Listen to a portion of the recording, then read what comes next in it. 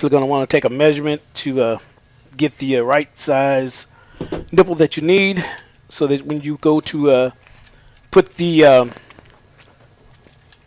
tub spout on, it will match up with the wall.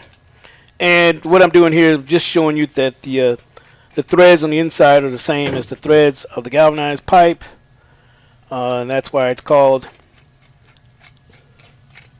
iron pipe to Sharkbite.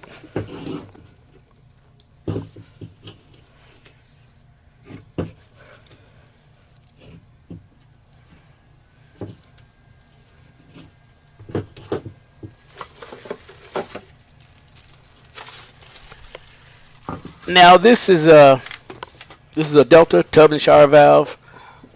I actually wanted to find a tub and shower valve that had the